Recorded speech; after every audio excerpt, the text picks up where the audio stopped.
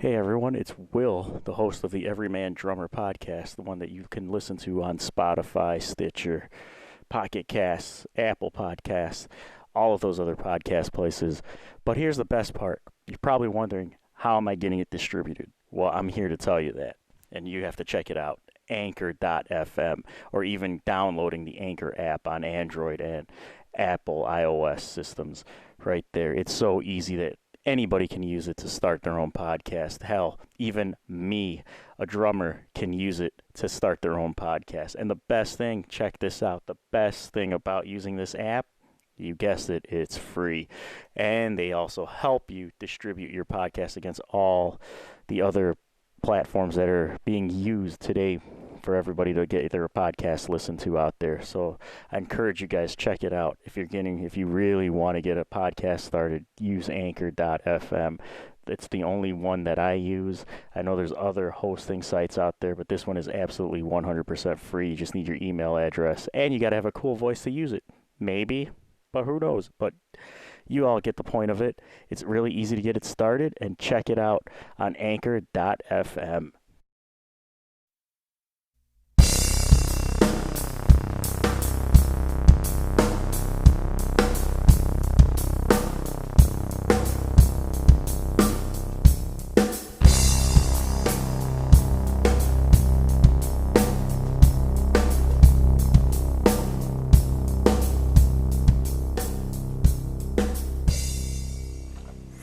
Hi, and welcome to the Everyman Drummer podcast. This is your host, Will, and I'm here. We're at episode 6 in the series, and I want to touch base on a little bit of the gear that I use and why I use it. I talked about in the previous episode, it was cheap versus expensive. We're just going to basically touch on the stuff that I use on when I'm recording or taken live on at any given time here. My main kit, it's comprised of a 5-piece Pacific Drums C-Series kit, which was released back in 2000 by DW. When DW started introducing, an intermediate line of drums back 20 years ago. And the quality of DW, it's there. They just use different methods. It's DW, they're more handmade, from what I know from the Oxnard factory. These are more mass-produced kits. At the time, they were more mass-produced. I want to say now, with the new concept series that they have, and they have a couple of their other lines with the Pacific series, which now they're starting to reach the price point of DW. They're no longer of a... I would almost consider them almost a professional class drum set now, with some of the features that are being brought into some of those drums. And this kit that I've been using for roughly 20 years now, it's been on countless tours, countless shows. It's been recorded several times. The first time it actually went out on the road was with Michael Charles, and that was back in 2003. I want to say it was roughly right around then is when it went on the road with him. And then it's been recorded with him on a couple of his singles and, a couple of other singles and re-releases of certain albums. And then it went back into my drum room for a while. And then when Majesty came out, about the time I've met Majesty when I was in Michael Charles at the time. Majesty, he was coming up. He was an up-and-comer hip-hop artist here in Chicago. And he asked me to play drums on his, album as well, The Quest for Greatness. That drum set there was still the black Pacific Drums kit that I was using with Michael Charles, and now we're looking at 2013, almost 10 years later, 13 years of me owning this drum kit, and it's still being recorded, like no other business out there. But the longevity of it is it's lasted with me in smoky bars and outside weather, not the best ideal rooms, and it's lasted that long. And that's the main kit that I use is, again, the Pacific Drums C-Series. drum kit by DW back, and it's 20 years old this year. So roughly 20 years old this year. So it's never let me down. I'll say that. The hoops, though, only one thing that I wish they changed on it were the rim mountings on there. I do not like the fact that the rims are actually attached to the tension rods on the lugs, and that's one thing that annoys me. Now, the new Pacific Concept Series, they have it using the DW style rim mounts that are mounted directly behind the lug with a rubber gasket on there. There's minimal shell contact from the mounting points where the tom arms go into. But to me, resonance on a tom, I love the way that maple sounds. The problem with maple, in my opinion, is it seems to resonate way too long. You're reaching for the drums to shut up after a take when you're trying to cymbal choke or trying to shut those guys up too, and the drums just want to hang on there.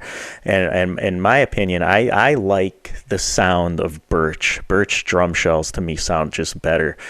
To me, that's my opinion. Again, this is all me. People might say Babinga sounds better, or X shells, which is when they take two separate plies and cross them over each other. For DW does it now, so several other companies also will do that as well. And people are going to say mahogany sounds better, which the Sonar mahogany drum kits a la Steve Smith sound phenomenal, but I don't know if I could deal with all that resonating and all that booming that a kit like that produces. But for me, it's Birch, and I've never had an issue with Birch. So yeah, that's the main drum kit. Again, it's a Pacific Drums C Series drum kit built back in 2000, and this was DW's way of mass producing kits for people that can't quite get their hands on a DW kit but can still play a DW quality drum kit.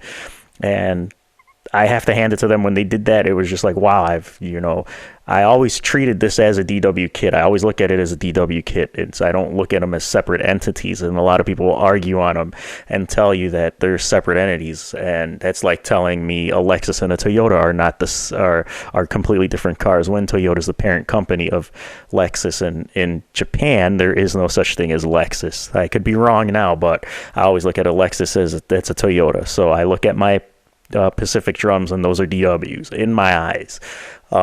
They're just without all that extra bling on there. It's that's the way I look at it. Or an Audi is just what is the word we look for Audi? It's just the glorified Volkswagen. So, but yeah, so that's the drums are they're all maple shells. It's got a black piano wrap on there and regular triple flanged hoops on tops and bottoms of the toms.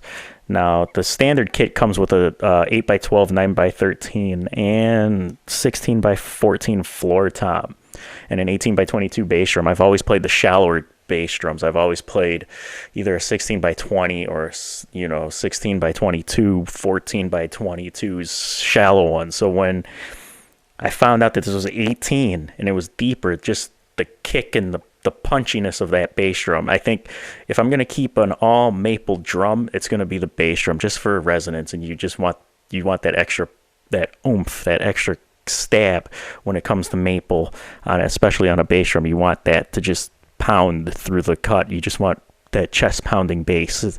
That's what the maple bass drum does for me. It has that extra power on there.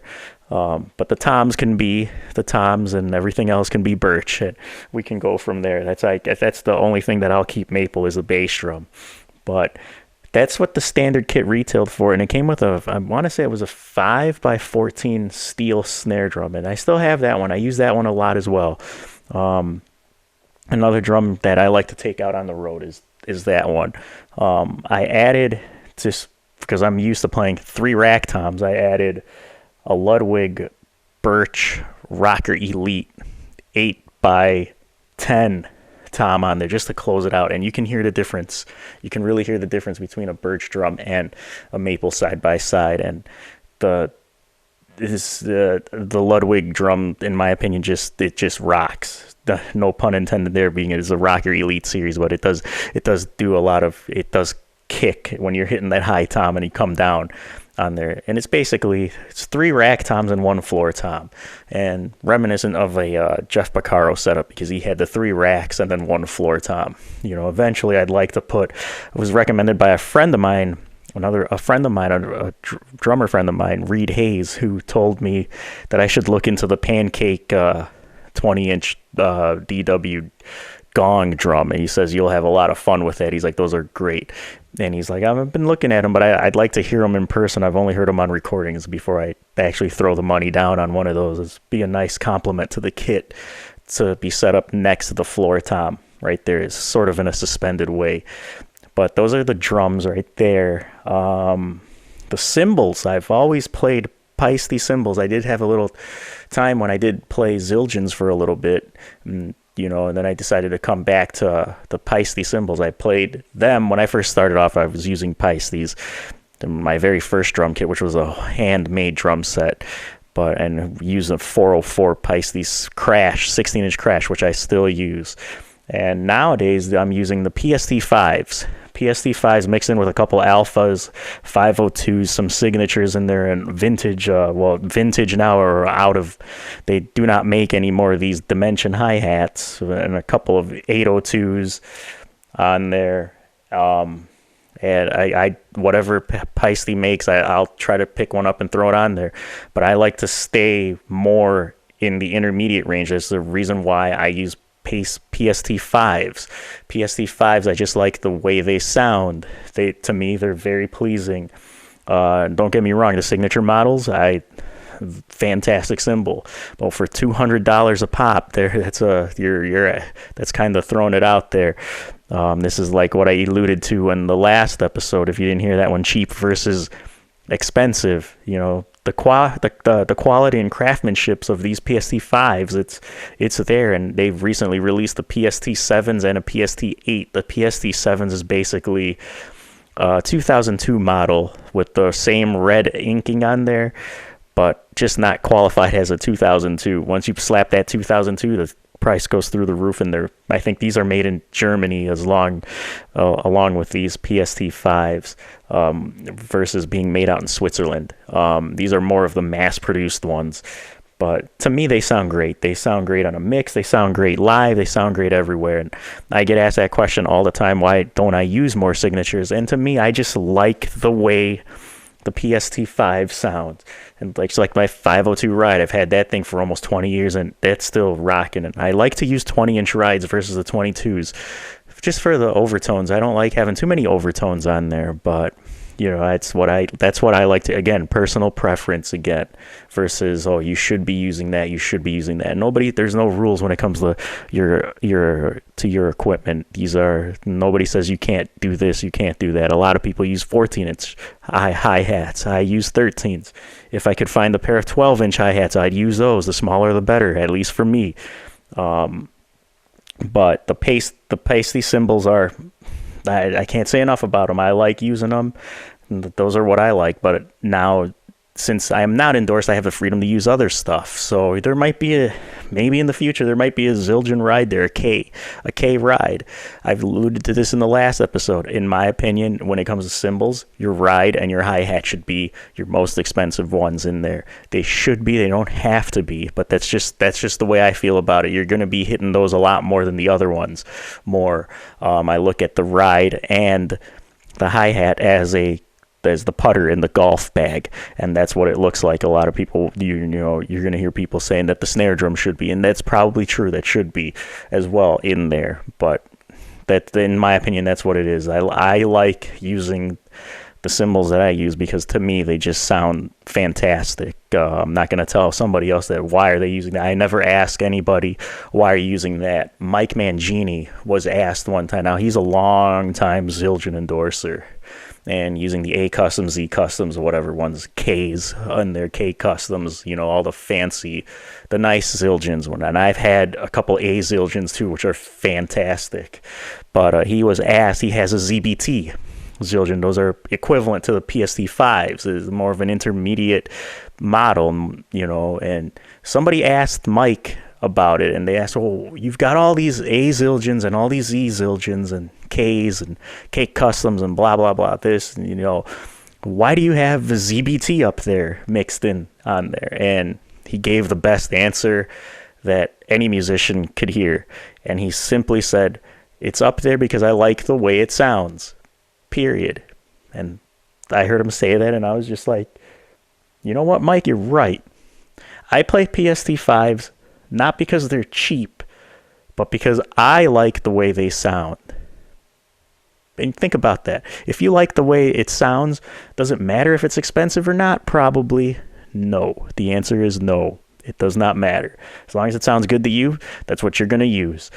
So that's why when you look at my cymbal setup, it's an array of PST5s, 502s, alphas, signatures, dimensions, sound formulas, 802s, all of the fun stuff. That's what's in there. That's the cymbal end. Now, on the hardware end, I like to use Pearl hardware. They simply make some of the best hardware out there. It's strong. It puts up to the test. It's one of the things you're going to see. My drums are Pacific. The cymbals are Paistes. All the drum hardware, with the exception of the pedals, are Pearl. And that's simply because I like Pearl hardware, and it's strong hardware. It's built very well, and that's just the way that I like it. On one of my Pearl stands, it's a regular Pearl boom stand, but I've also got two separate boom arms coming off of it, so it's got a lot of weight, with cymbals ranging from, the biggest cymbal on that stand is an 18-inch China, and the smallest is a little 6-inch bell, with a 16 and a 12-inch China stack and a 16-inch crash all mounted on it. And it just goes for the quality and the craftsmanship and the build quality on that drum stand. That's why I always go with hardware from Pearl. Pearl is another brand that I like to use. I never played their drums, and it's maybe once or twice in a high school setting, but their hardware is just fantastic, and you can almost build a house on some of their hardware.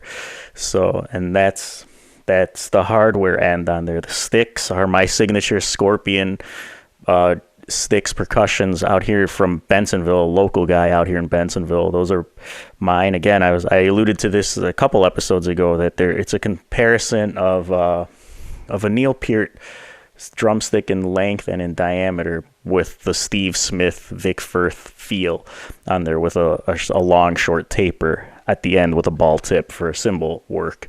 That's the sticks on there. It's a very nice model to use. The weight is just perfect. It feels like that Japanese oak of a Neil Peart drumstick. So I like that on there. You're not really putting too much action into it. Heads are all Evans heads. I alluded to earlier, I use Evans heads. I haven't used a Remo drum head in a very long time. I've just like the way that the Evans comes out, and it's a lot to me easier to tune. You don't have to waste a lot of time tuning. And that's pretty much it on that kit. I do have an auxiliary snare drum on this kit. It's a 13-inch Pearl brass Piccolo snare drum, a 13-inch snare drum. And sometimes I'll use that for a main snare drum, depending on what gig we're playing. I will take that guy off from auxiliary and use it as my main snare drum. That guy cuts through the mix as well. But yeah, this is a little bit of a quick discussion on the gear I use and why I use it. And I use a lot of this gear because it suits my taste and I like the way it sounds. That's what it comes down to. If you like the way your gear sounds, nobody should be telling you that you should be playing this. And, everybody has, a whole bunch of other things that they need to take care of. And we don't all make millions and millions of dollars like some of our heroes do, or got lucky that you got an endorsement. We all don't have those endorsements.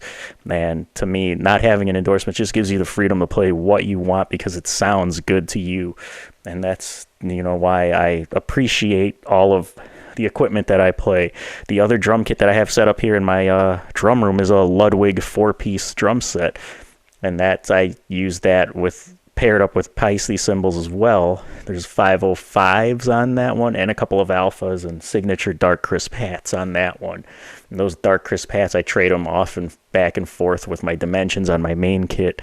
But that Ludwig kit is a nice kit to just get behind and just, play small, simple grooves on there, work on your chops.